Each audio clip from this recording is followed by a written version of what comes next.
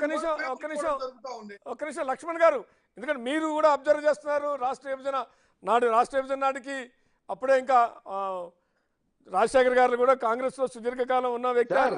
విభజన చట్టానికి సంబంధించిన ఏం జరిగిందో రాజశేఖర్ గారికి కూడా తెలుసు. మస్తాన్ గారు చెప్పండి. మస్తాన్ గారు మాట్లాడండి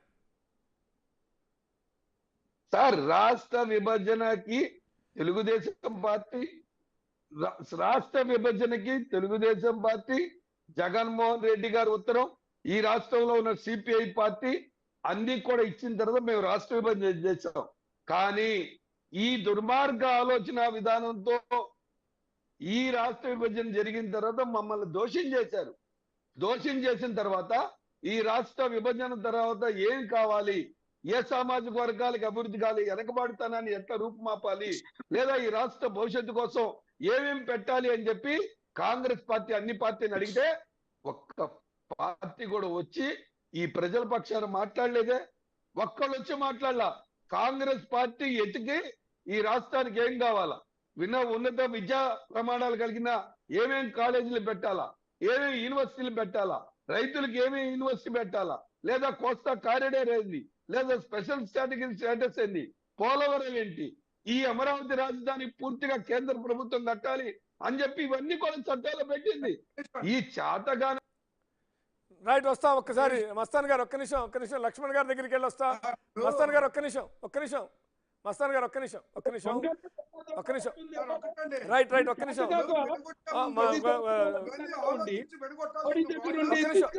1 minute ప్లీజ్ 1 minute లక్ష్మణ్ గారు, మీరు కూడా విభజన ఎపిసోడ్ అంతా తెలుసు. ఇందాక చెప్పినట్టుగా రాజశేఖర్ గారు ఒక్క నిమిషం, అన్ని విషయాలు ఆలోచించి విడగొట్టాలా. రైట్ వాళ్ళు విడగొట్టి చేద్దాం. అందుకే లక్ష్మణ్ గారు కూడా ఉన్నారు, చెప్దాం. ఒక్క నిమిషం లక్ష్మణ్ గారు, రాజకీయాలు కాసేపు పక్కన పెడితే విభజన ఏ రకంగా జరిగింది, ఏ కాంటెస్ట్ లో జరిగింది, డిసెంబర్ 9 ప్రకటనకు ముందు ఏ పార్టీలు ఏం మాట్లాడినాయి, 2009 డిసెంబర్ 9 ముందు అన్ని పార్టీలు ఎవరనుకున్నారో ఏమో అంత ధైర్యం చేయరనుకున్నారో అందరూ ఏకరవ పెట్టి మాకు అభ్యంతరం లేదు మీరు నిర్ణయం తీసుకోండి అని చెప్పిన వాళ్ళు ఈ రకంగా జరిగింది. డిసెంబర్ 9 తర్వాత చాలామంది యూటర్న్ తీసుకున్నారు. అది కాంగ్రెస్ పార్టీలో తీసుకున్నారా, తెలుగుదేశంలో తీసుకున్నారా, ప్రాంతాల వారీగా తీసుకున్నారా, అధినాయకత్వం తీసుకున్నటువంటి పరిస్థితి అయితే కనపడుతుంది. ఆ రకమైనటువంటి పరిస్థితిలో కొంత డిలే అయింది. శ్రీకృష్ణ కమిటీ చేశారు. శ్రీకృష్ణ కమిటీ ముందు అందరూ ఏకరవ పెట్టారు. ఎవరెవరు ఏం కావాలో మీ డిమాండ్స్ ఏందో చెప్పారు. 1-2 సార్లు ఆనాడు ఉన్నటువంటి షిండే ఆధ్వర్యంలో మీటింగులు జరిగినాయి. ఆ తర్వాత పార్లమెంట్లో చట్టం తెచ్చారు. పార్లమెంట్లో వెంకయ్య నాయుడు, రాజ్యసభలో అయితే జైట్లీ గారు, వెంకయ్య నాయుడు గారు మీకు తెలుసు అర్ధరాత్రి 11 వరకు కూడా అనేక సవరణలు తెచ్చారు. చివరికి ఆమోదం పొందింది, అయిపోయింది ఎపిసోడ్. కానీ ఆ తర్వాత సాధించుకోవడంలో ఏ రాష్ట్రమైన తెలుగు రాష్ట్రాలు విభజన చట్టంలో హామీలను సాధించుకోవడంలో ఎవరికి వాళ్ళు పోటీలు పడ్డారు, ఎన్నికల ఎజెండాగా పెట్టుకున్నారు.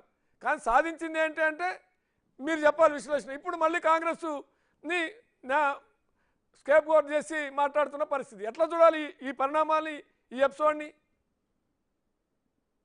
ఇప్పుడు రాష్ట్రం విడిపోయేటప్పుడు విభజన చట్టంలో ఏవైతే ఉన్నాయో ఆ మేరకు తర్వాత వచ్చినటువంటి ప్రభుత్వాలు కేసీఆర్ ఇటు తెలంగాణలో అటు చంద్రబాబు నాయుడు ఫస్ట్ మనం ఇరిగేషన్ ప్రాజెక్టు గురించి అనుకున్నప్పుడు ఏంటంటే ఇద్దరు ఒక ఒప్పందానికి వచ్చి నువ్వు కాళేశ్వరం కట్టుకొని నేను పోలవరం కట్టుకుంటాము, గోదావరి మీద ఏం అభ్యంతరాలు చెప్పుకోకుండా అని అంతవరకు అవి సక్సెస్ అయ్యారు. తర్వాత కృష్ణా వాటర్ వచ్చేసరికి అవి డిస్ప్యూట్లోకి వెళ్ళిపోయాయి. ఇప్పుడు కూడా డిస్ప్యూట్లు ఉన్నాయి, కోర్టుల వరకు వెళ్ళిపోయాయి.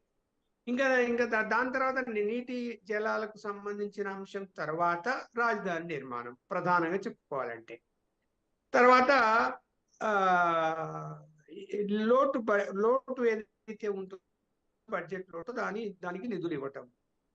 తర్వాత లక్ష్మణ్ గారు అంటే ప్రధానంగా స్పెషల్ స్టేటస్ అనేది ఏపీ రాజకీయాల్లో అయితే అదే ప్రధాన నినాదంగా ఉంది. మిగిలినవన్నీ దాంట్లో చాలా విషయాలు చెప్పారు, ఐఐటీలు, ఐఏఎంలు, లేకుంటే పోలవరానికి జాతీయ ప్రాజెక్టు, ఇవన్నీ చాలా ఉన్నాయి.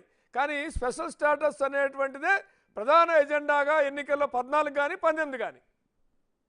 ఇప్పుడు స్పెషల్ స్టేటస్ అన్నది నేనైతే ఏమిటంటే ఏం చెప్తున్నానంటే అధికారంలోకి రాకముందు తిరుపతి మీటింగ్లో స్పెషల్ స్టేటస్ ఇస్తాము అనేటువంటిది చెప్పడం జరిగింది. అప్పటికి కొన్ని రాష్ట్రాల్లో స్పెషల్ స్టేటస్ ఉంది. అయితే వాటి కాల పరిమితి తర్వాత 2020 2017 నాటికి అనుకుంటా, 19 సారీ, అది ముగుస్తుంది ఆ ఆటకి కూడా. సో ముగిసిపోతున్న వాటిని మళ్ళీ రీఓపెన్ చేయలేము, కాకపోతే మీకు ప్రత్యేక ప్యాకేజీలు మేము ఇస్తాము, దాని కాల పరిమితులు అన్ని రాష్ట్రాలు, ఇంకా 3-4 రాష్ట్రాల్లో ఉండేది ముగిసిపోతున్నది.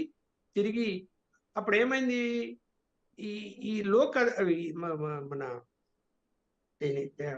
ఫైనాన్స్ డిపార్ట్మెంట్ కూడా దానికి సంబంధించి ఒక రిపోర్ట్ ఏదో ఇచ్చిన తర్వాత, బీజేపీ అధికారంలోకి వచ్చిన తర్వాత వాళ్ళు ఏం చేశారంటే, మేము ఇవ్వలేము, మీకు మీకు ఇతర పద్ధతుల ద్వారా మీకు నిధులు ఇవ్వగలుగుతాము అంటే, చంద్రబాబు నాయుడు గారు ప్రభుత్వములో భాగస్వామిగా ఉంటూ, అంటే బీజేపీ కేంద్ర ప్రభుత్వంలో భాగస్వామిగా ఉంటూనే అంగీకరించాడు. సరే, పరిణామాలన్నీ చూసుకున్న తర్వాత ఆయన అంగీకరించడం అన్నది వాళ్ళు ఇవ్వమని తేల్చి చెప్పిన తర్వాత, ఇచ్చే విధంగా ఒక కేవలం ఆంధ్రప్రదేశ్కి ఇచ్చే విధంగా ఏ మాత్రం ఆయన శక్తి సరిపోతుంది, అది ఒక విధాన పాలసీ వాళ్ళు తీసుకున్నారు, ముందే చెప్పేశారు ఇవ్వము ఎవరికి అని.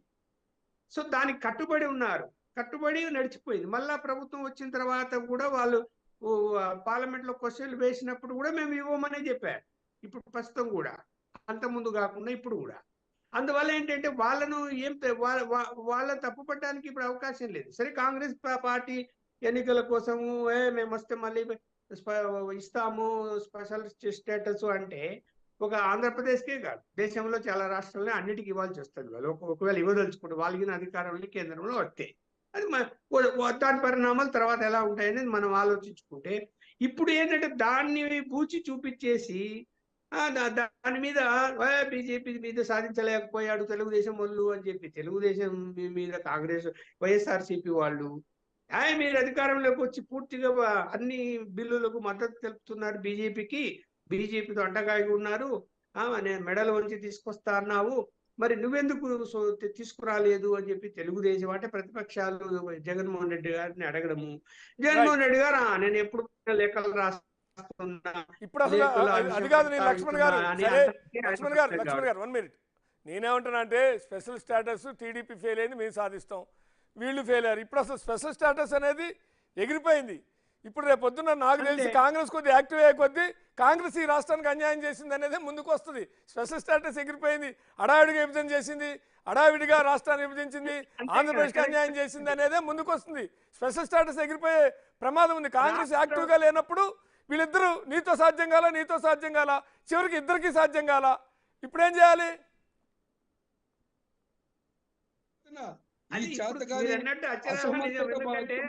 రాష్ట్రాన్ని విడగొట్టింది కాంగ్రెస్ పార్టీ, దాన్ని సమర్థించింది బీజేపీ పార్టీ, అందుకని ఆ రెండు పార్టీలు జీరోలకి అయిపోయాయి కదా అక్కడ. అయిపోయినాయి, కానీ అక్కడ బీజేపీకి ఫీచర్ లేకుండా వైసీపీ కొద్దిగా గ్రహించింది, వైసీపీ రాజశేఖర్ గారు అందుకనే దాని ముందుకు తీసుకొచ్చాడు, గ్రహించింది. ముందే కాంగ్రెస్ ని కొద్ది వెనక కొట్టాలంటే భాగంగా రాజశేఖర్ గారు తెలుగుగా ఆ అంశాన్ని ముందుకు తీసుకొచ్చే డిబేట్లు, అందుకనే దీన్ని వెనక్కి కొట్టాలి కాంగ్రెస్ అని. మస్తాన్ గారు అలా కాదు, మస్తాన్ గారు మాట్లాడే ముందు నేను చిన్న మాట చెప్తా. శ్రీనివాస్ గారు,